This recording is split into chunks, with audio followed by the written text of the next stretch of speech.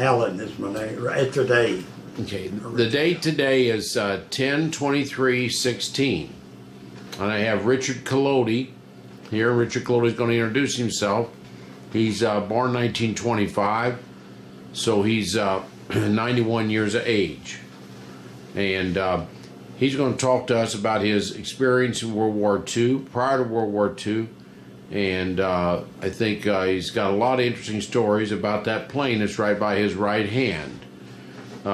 Give us the name of that plane, Richard. TBF Avenger torpedo bomber.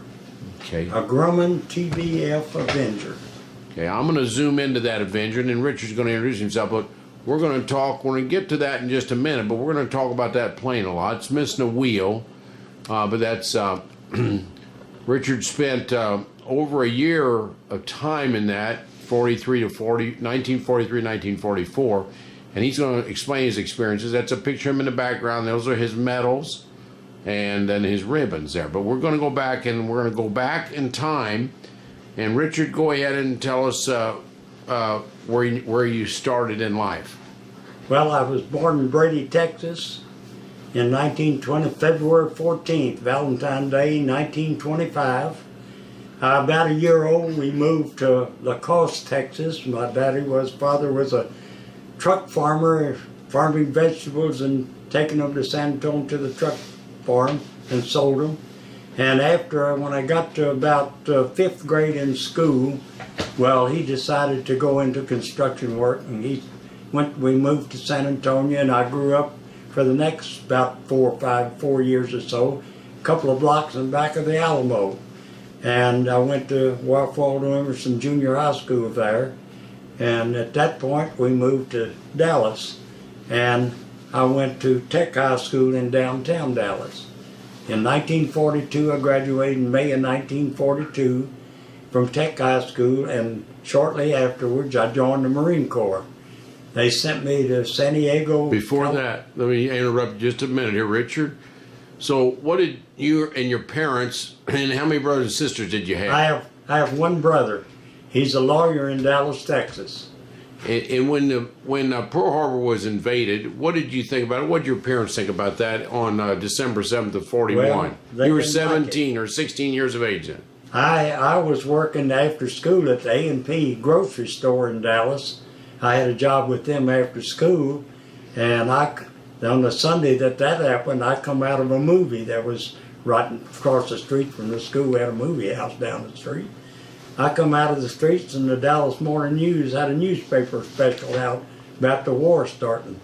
And of course, my parents didn't like the idea of me going in the Marine Corps later on, but they signed for me at 17, and I went in the Marines, went to San Diego boot camp.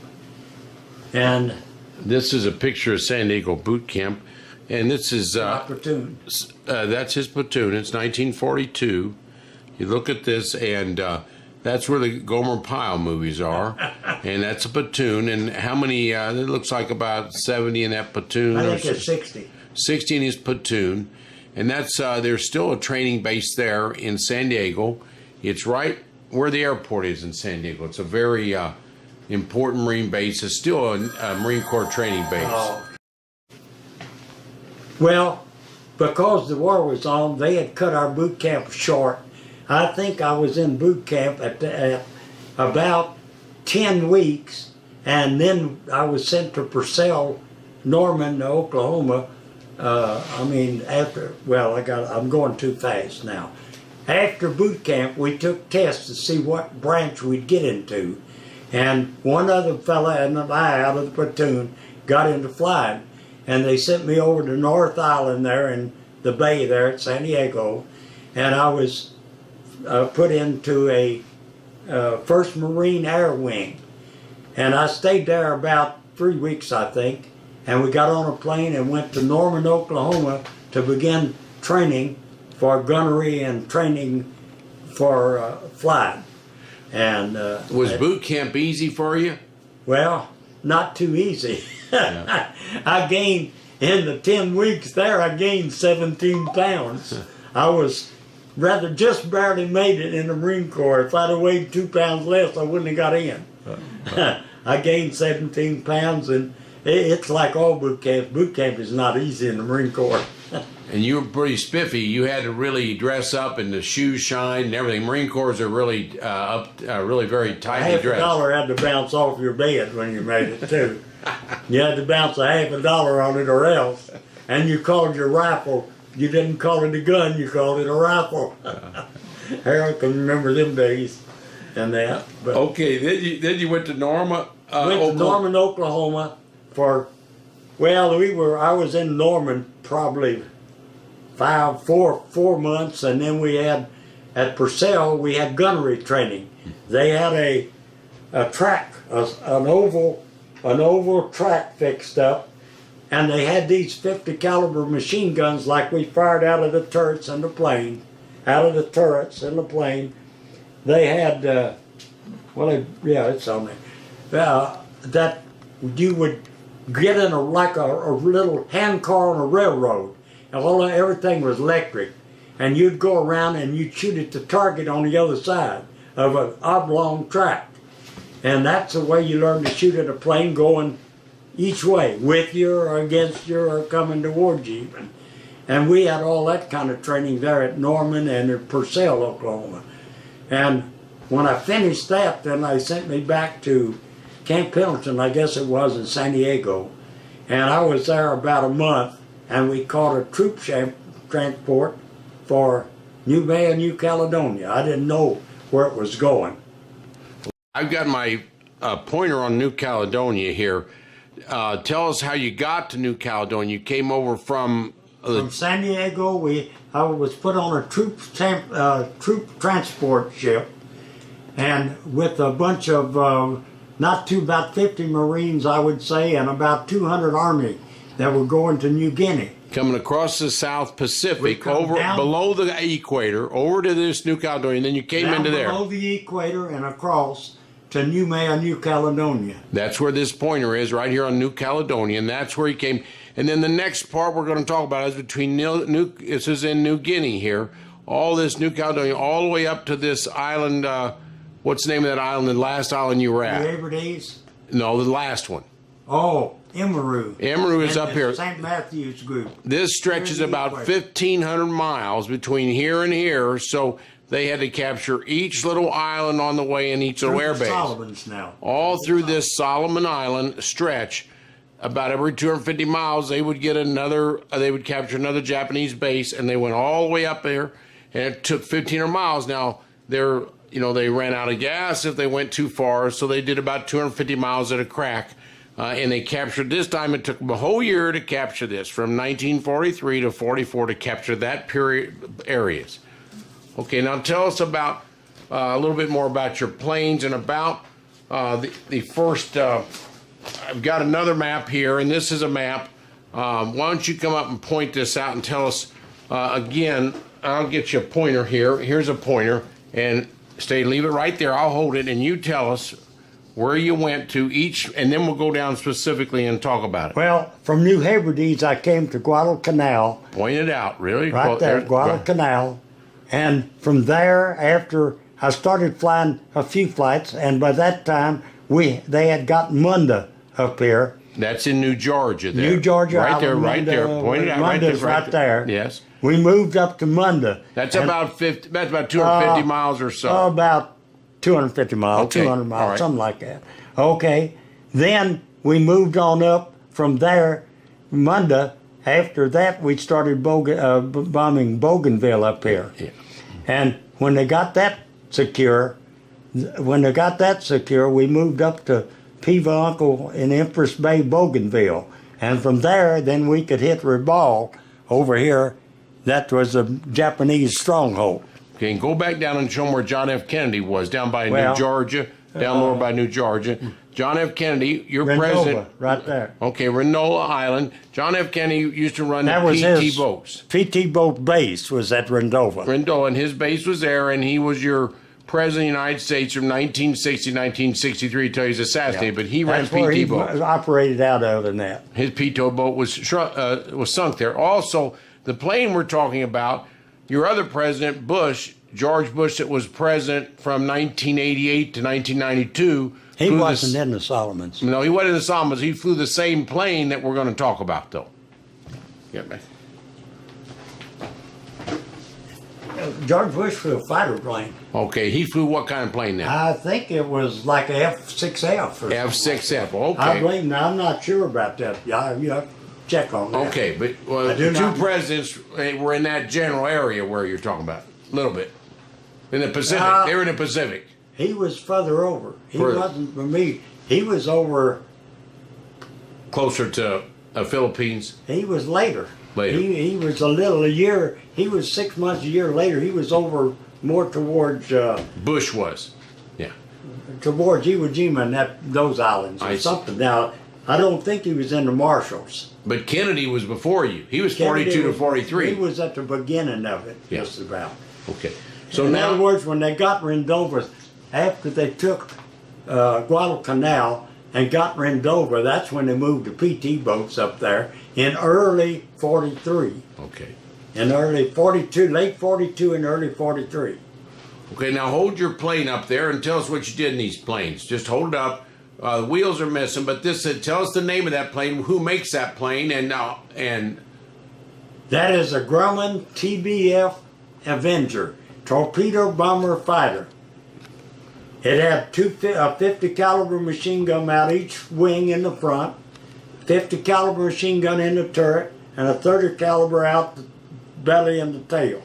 You had 3 people flying it: a pilot, turret gunner, and a belly gunner, or radio man, then belly gunner.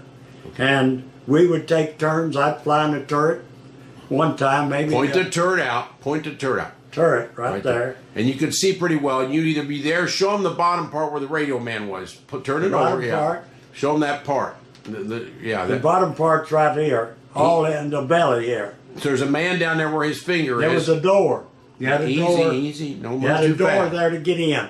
The turret gunner would go in there and go up in the turret. The belly gunner would take care of the radio and that sort of stuff and shoot the gun out the belly. Pull it up so they can see that gun. They want to see that back gun. Well, pull it up in the air so they can see it. I've knocked it off. Okay, but there's a gun off the back, a 50 millimeter gun. Yes, right off the back. Well, that's a 30 millimeter. 30 millimeter. Okay, 50 he's got and a 50 there. And then show them the front of the plane. Then turn around and show them the front of the plane. Okay, now the front of the plane, he had two guns on each side. One on each side. You see little holes there, and those are 50 millimeter guns. And then he had 3 props there, and they were 12 feet, I think. 12 feet or so. And that engine is a 2,000 horsepower engine, the same as a P-47, 2,800. Yeah, something like. Well, two rotary engines. Ours was a 14-cylinder twin radial engine, Pratt & Whitney engine. Same as a P-47. This was a fast plane. Now tell us. Well, it wasn't too fast, but turn it on the side so they can see. That's right now. Now just like that. Now, tell us what on the bottom. Hold the bottom up so they can see what you held on the bottom there. What did you hold on the bottom of that plane? Point to where the bombs were. Up here in the bomb bay. How many did you have in there, and how much they weigh? Well, you could carry a torpedo around a 16-foot. 2,000 pound or 1,800 pound torpedo. You could carry a 2,000 pound bomb, which we carried mostly, or you could put 4 500s in it, or I think it held 10 or 12 100-pound bombs. Okay, tell us what a 2,000 pound bomb would destroy. If you drop in the middle of a football field, it would destroy the whole football field, would it not, or not quite? Take a city block. A city block. It would just about take out a city block. That's how powerful it was. So it's pretty powerful. One of your main missions was to hit the landing strips of the Japanese planes. Is that correct? And tell us how you would drop. That was one of the first concerns, so the Japs could not drop bombs on us. Yes. And all right, and then you go from there. You go to the anti-aircraft guns and stuff. Now the SBD dive bombers were very effective on the anti-aircraft guns because they could go straight down on them. We couldn't. You went, tell us your angle. We went more at an angle.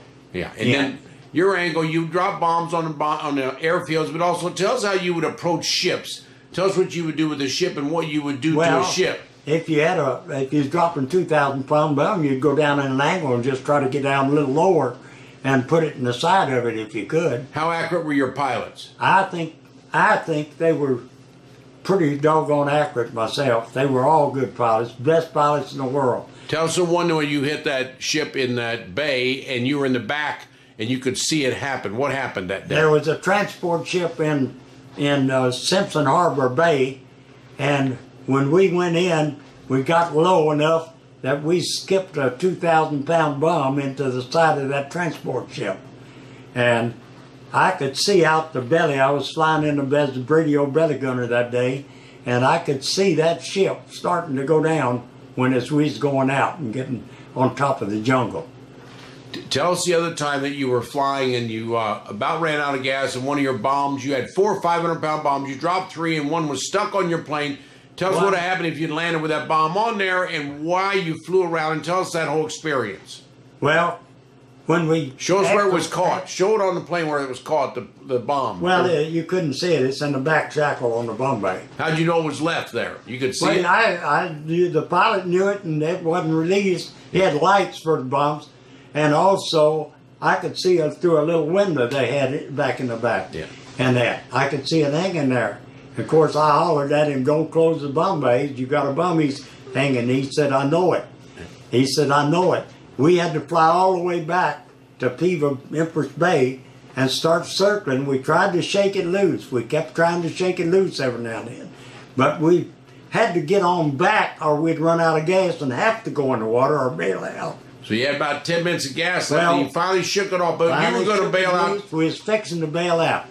Tell us about how you'd have bailed out. What part of the plane would he bail out? What would you and the other two? Well, the pilot would have bailed out up off a wing, on the wing, stepped out on the wing and jumped. We would have had to come out the entrance door on the side. The belly gunner had already come down and turn that plane around so they see where that. So we see that the door to the plane where you got in was right there. Yeah, right there. Anyway, right in there.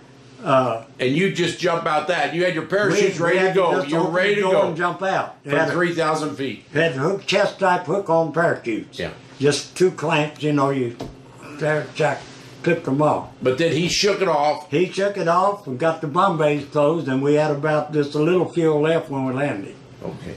Now, one other thing. Put that plane down and show us this. This is a picture of your squadron. Hold this up there, Richard. Put it so we can see it there. Now, that squadron has about, hold it straight there, a little bit straighter, a little bit straighter, a little crooked, the other way. That's right. Tell us how many people in that picture and how many in the squadron and how many people were lost one day. I can't. Ballpark. Exactly. Right, that picture's got about 120 people in it. That's pilots and gunners. Yeah. That's later on, we'd already lost some people. Yeah. Flying up in the islands, we'd already lost some up there. How many could you lose? How many did you lose? About a third of those people were gone because of death? Well, the whole time I was there, we lost just about a third of our people. Yeah. Because you can read in that folder there where that many was killed on those hops, plus some more we lost. Yeah. We lost 18 on one mine laying hop in February of 1944 at Rabaul. Mostly because Japanese planes or Japanese gunfire from the ground? Gunfire from the ack fire and everything. Yeah. I don't think they had any planes. I never did see a plane. It was early in the morning, and we didn't see any planes. I didn't. I don't know. I was a last-minute replacement. I wasn't even supposed to be on that flight. I had flown the day before on an airstrip, and somebody got sick or something happened, and they wanted my pilot and us to go on the flight, and I did. It was early the next morning. Tell us about those ribbons over there. We're going to go to your shadow box over there, and just tell us what everything means in that ribbon box. You just point it out. Tell us what each thing means. There's my dog tag. Yeah. Wings with 3 stars. Each a star for aerial interception, star for bombing strafing in the air, a star for bombing on the ground installation. We got a first row, a Navy accommodation ribbon in the middle, combat ribbon, and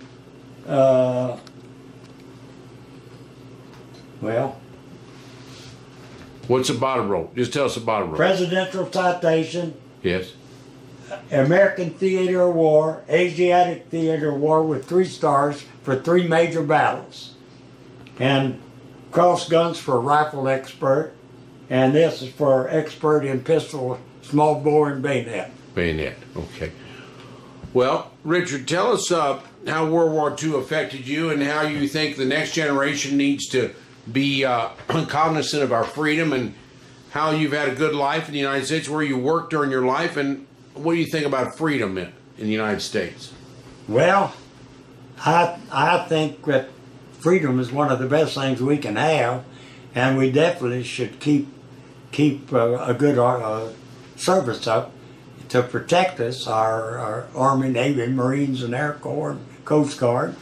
That should all be.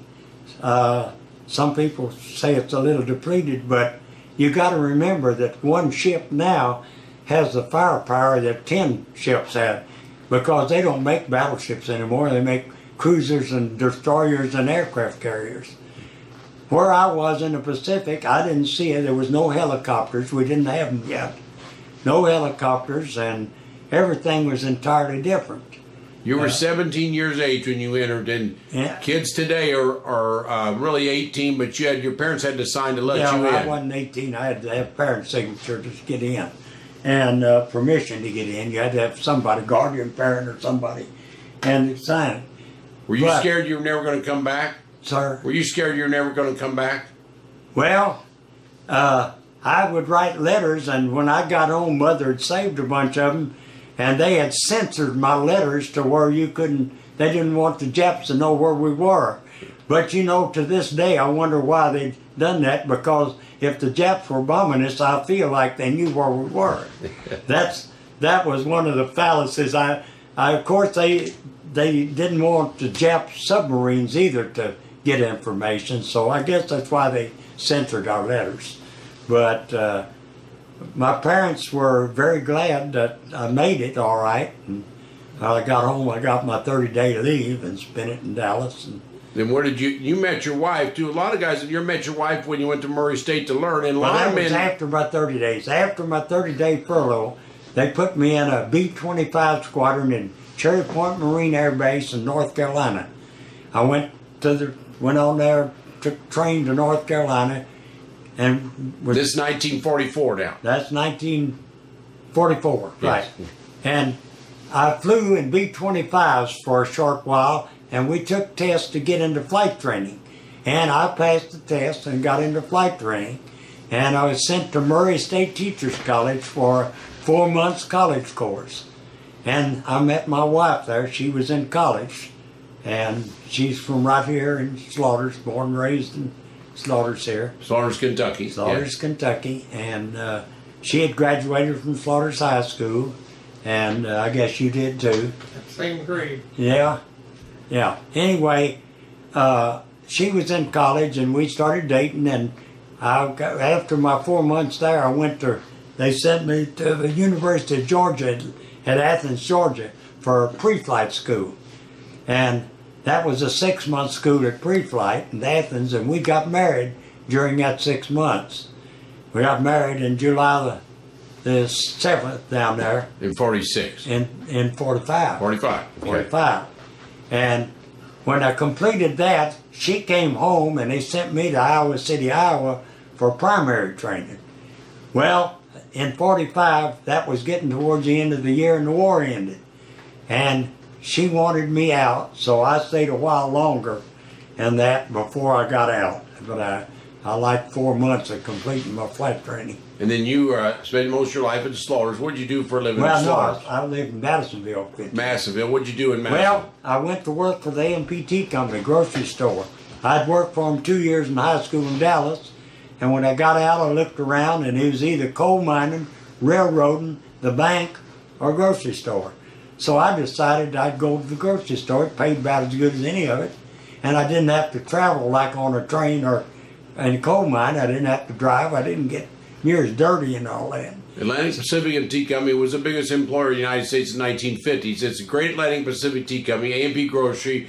It's non-existent now, but it's like a Kroger grocery. But it was a very big School. In 1935, they had 15,000 stores in the United States.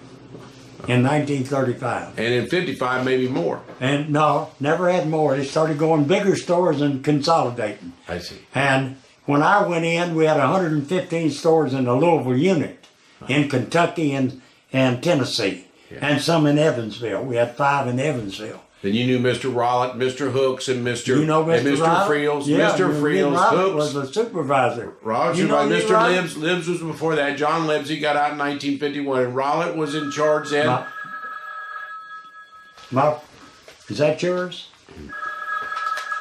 Rollett was your manager. Or no, he John was the Libbs supervisor. was my first supervisor. His boys are all my friends. John Libbs is a... You know Stephen and... Stephen is Libbs has the other candy store. Yes, that's Bob Libbs is... I was... John Libbs. I bought some candy from Stephen here a while back down there on Green River Road. Nice. Yeah, John Libbs was my first supervisor. Anyway, I went to work for the A&PT company. I managed several stores over the years. I worked at every department, managed the produce, the meat, and all that. Managed 3 of his stores, 3 stores, and worked for him over 36 years. Yeah. And retired. Yeah. And after that, I went to work for Food Giant, which had stores in Madisonville and Henderson all around, out of Sikeston, Missouri.